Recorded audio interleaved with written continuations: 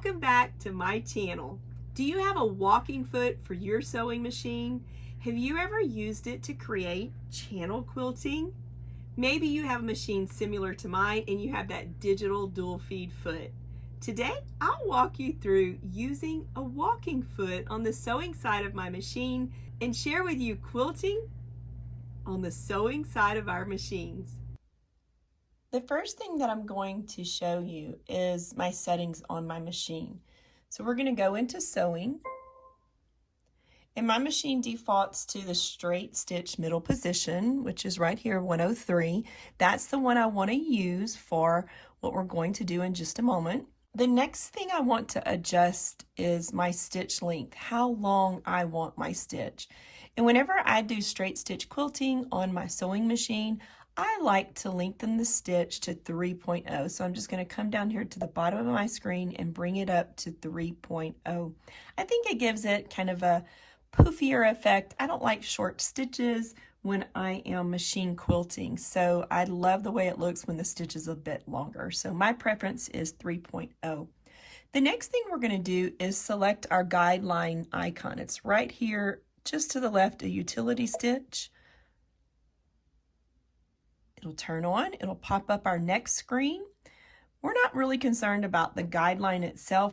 What I use to get accurate distance in my stitching on those center sashings is the grid feature. So we'll touch the sub tab.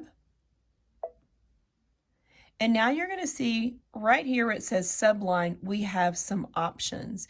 You'll notice that I have my grid selected. The background is shaded in blue. And then at the bottom here, we have the ability to change the grid size.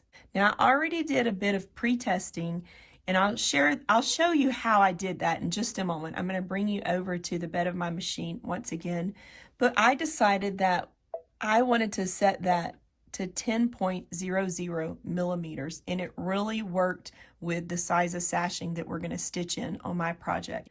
Now that I've adjusted the grid size, let's go ahead and go back to my machine where we can see the project that I'm working on. I'm just going to close the window, and that's all set to go. To do this quilting, I'm going to use my standard sole, so I'll go ahead and place that back on my walking foot. Now I'm going to select my guideline marker, like I showed you earlier. And once again, you'll notice that it turns on my grid because I have it selected on my machine like we looked at earlier. And I went ahead and did my adjustment. And the first thing I did was to take a ruler, measure my sashing, and mark the center of the sashing with a pin. Now we won't leave the pin in there throughout the process, but I just need a visual mark of where the center of that sashing is. I took and I played with my numbers on my machines like I showed you earlier to where I can change the size of the grid. Now I also can change the color of my grid from green, white to red. I'm going to bring it over to green for a minute, and that way you can see it a little better. There we go. So I just played around visually with how much I wanted my lines to be spaced apart, and I really felt like when I got to that 10.0 millimeters, that gave me the visual that I was looking for. Okay, so that size made me happy. And then I went ahead and aligned my straight pin with that middle needle position, and there's a grid line that lines up exactly with that needle position. So there we go, I've lined it up. You can just kind of tweak it around a little bit until you get it nice and accurate. And you'll notice that one of the grid lines aligns with that outer edge of my sashing. So when I sew all the way down the center, I'm going to look at this outer grid line and keep it straight along the outer edge of the sashing. Because can't you see my dilemma? I'm like, what presser foot is going to give me the guide to be able to start in the center and accurately be able to stitch a couple of lines from the center into the left and the center into the right, and not be misproportional either further to the right or to the left. So definitely this grid is going to help me start in the center. I'll go 2 rows to the left, and then I'll rotate it around and go 2 rows to the right. And that way my grid line is going to help me keep my quilting spaced out nice and accurate, and it's going to look very uniformed. Now let's just go ahead and position, place our needle down, and we will stitch our first row. So I'm going to move it up a little bit. I'll be just inside the sashing and not on the outer row. I'm going to just place my needle down.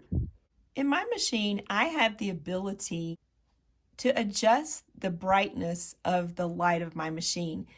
So I want to show you how I adjusted the brightness of the light on my machine to allow me to see the grid even more clearly. So I'm going to go into my settings screen. So on my machine, I'm going to just change the pages by looking here at the bottom, and I'm going to go over to page 4. And you'll notice right here underneath language, it says light. So when I touch that area, I have a drop down that allows me to adjust the brightness of my light. For what I'm doing, I found it was really quite helpful for me to take the brightness of my light down to 2. So you can try that out if you have a machine like mine. You may not set your light to the exact setting that I have because the lights in your sewing room may be different than mine. So just play with that and see which one is visually going to give you the best experience. Okay, so now that I've changed the light, let's look back at our project.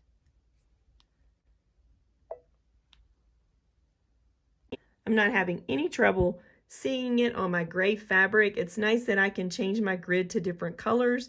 But one more thing that I'll just show you, and you can choose whether you might want to do this trick or not. I'm going to go to my settings page, and I'm going to turn the light down. So here I am.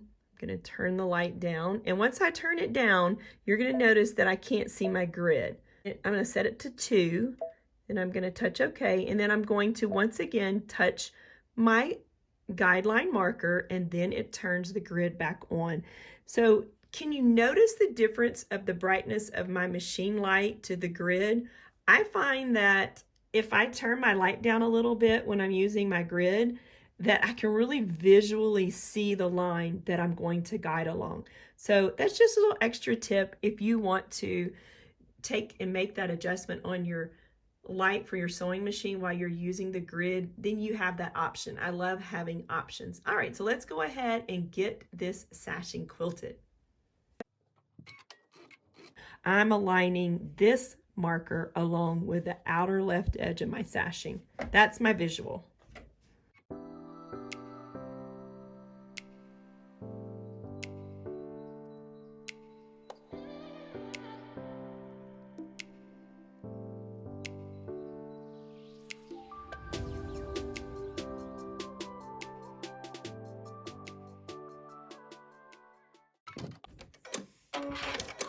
Now we've completed our first row. I'm going to bring the quilt back up to the top and we'll do our second row. Here is our middle needle position. We've already stitched that one. So now what I want to do is I'm going to start looking at this grid line, which is just one to the right of the center needle position, or where we already stitched if you think about it. So we're just going to scoot our fabric over to where now that line is on the stitch.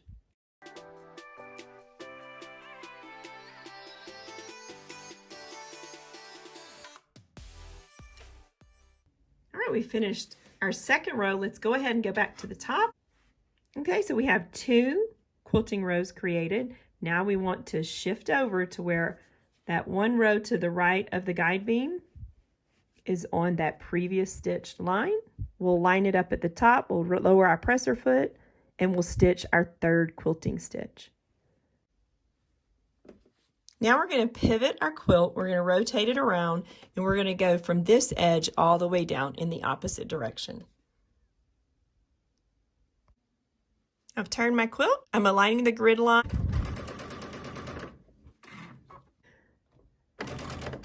And I'm keeping all that extra fabric controlled. That way it's not all loose and floppy. while I'm stitching along looking at my grid line.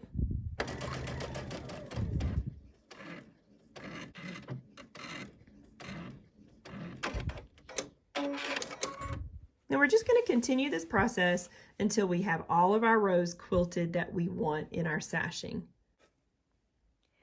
I hope this tutorial was helpful for you. It's given you another idea of how you can use your grid, which works along with the projector. So if you have a projector like mine in your machine, this is going to be something that you might want to experiment with. But really using the grid, being able to determine how to evenly space those lines in the center part of the sashing, to me, was an eye-opener. Again, I hope you enjoyed the tutorial, and it'll help a little extra way to use that grid feature within your machine.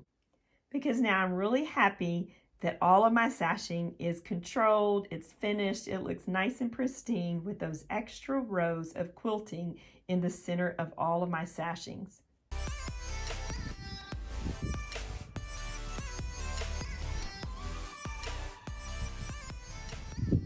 Thanks for watching. Make sure you show me your sew and hashtag Sewtember on Instagram. Join my Facebook group. If you haven't subscribed to my YouTube channel, I would love for you to subscribe and like this video if you enjoyed it. I really appreciate that. I'll see you tomorrow for day 23 of Sewtember.